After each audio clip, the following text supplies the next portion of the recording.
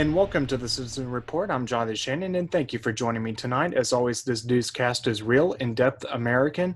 This is a special bulletin. I decided to not wait to bring this information to your attention. There is a full broadcast coming actually relatively soon. I hope to be taping that this weekend. But because of how major this headline is, I decided to go ahead and bring it to your attention. I should have done this a little sooner than now, but here it is. So basically, the short of it is that the Republicans, of course, have decided to leave Charlotte in terms of the bulk of their convention. Some formalities appear to still, it still looks to be, some of the formalities for the convention are still going to take place in Charlotte. But in terms of the key things, such as the presidential address, the formal acceptance speech, you might say, that's actually going to now take place in Jacksonville, Florida. I think that's an excellent choice. And actually, just to show you, this is from foxnews.com.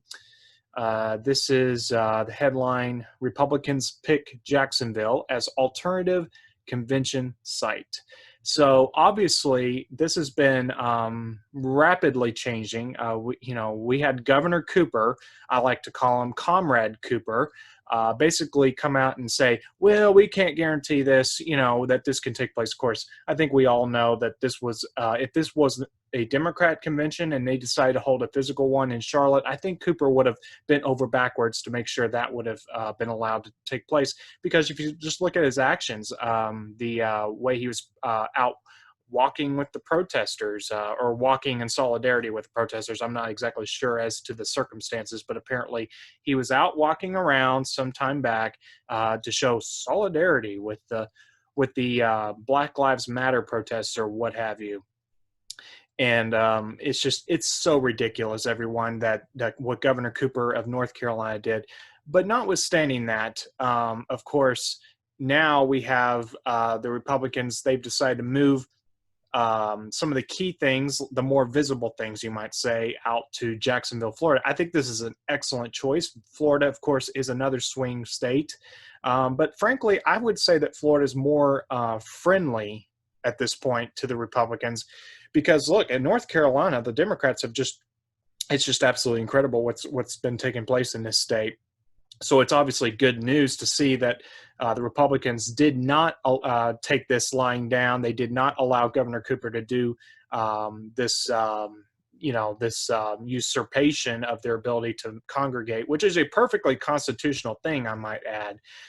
But I digress. Let me get down to the meat of this article. Basically, it again affirms that, yes, Charlotte, they've moved from Charlotte. They're going to move to Jacksonville, largely abandoning the city of Charlotte. Again, I am so glad they did, because Charlotte, you deserve it.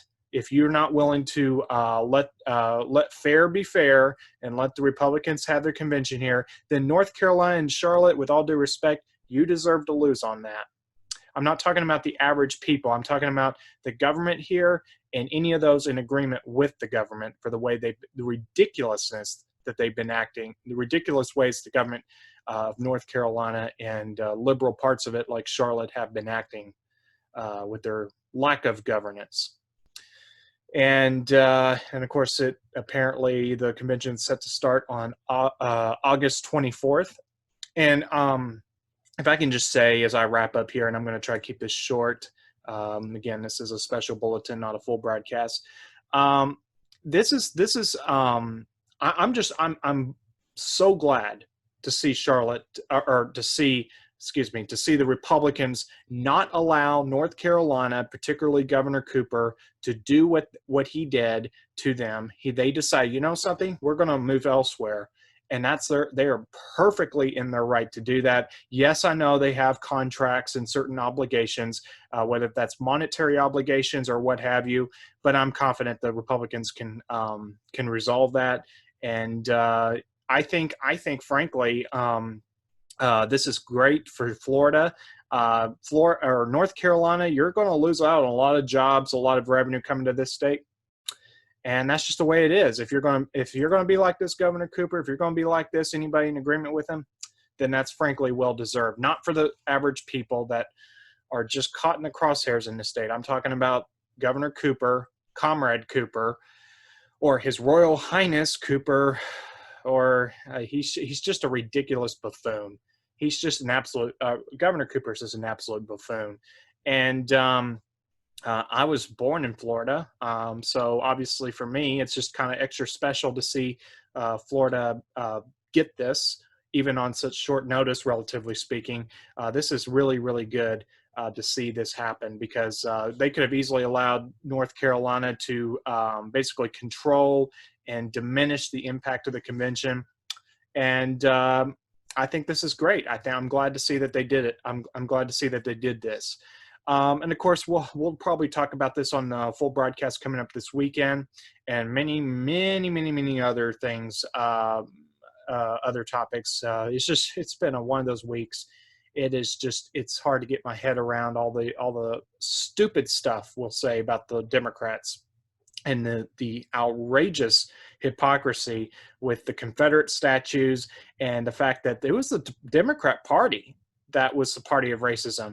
So, and I'll leave you with this thought as kind of a teaser to this full broadcast coming that's going to be forthcoming this weekend. Why do you think that they want to erase history? Because that's what they want to do. They want to erase history, and I don't care what excuse they come up with. It's effectively erasing history, modern day book burning. And I would just say that, in short, to keep this short, that the Democrats, they don't want people realizing that it was their party that was for slavery. And after all, Abraham Lincoln was a Republican. I don't know if you know that or not, but he was a Republican. And yet they want to try to invert reality, or what was reality then, to try to make it sound like that the Republicans were the party of slavery. It was the exact opposite as a party position. So we'll have our full broadcast coming up this weekend. Don't forget our website as well, thecitizenreport.weebly.com. And you can find me on Facebook, Twitter, YouTube, Instagram. David Heller, my co-host, you can find him on there as all those respective platforms as well. And if you have any feedback, questions, suggestions, whatever, if you want to be a guest on my show, or be behind the scenes, doing something behind the scenes, perhaps for the show, always reach out to me. I'm always eager to. I want to network with people, and try to make, just try to work with everyone that wants to spread truth and good patriotism for America. And so on that note, I'll wrap it up here. Thank you for tuning into the Citizen Report tonight. I'm Jonathan Shannon, and have a great evening and a great weekend. And don't forget our full broadcast coming up in just probably on Sunday, but don't forget about that, and make sure to hit the like and subscribe button. I'm much appreciated as always. Have a great night, everyone.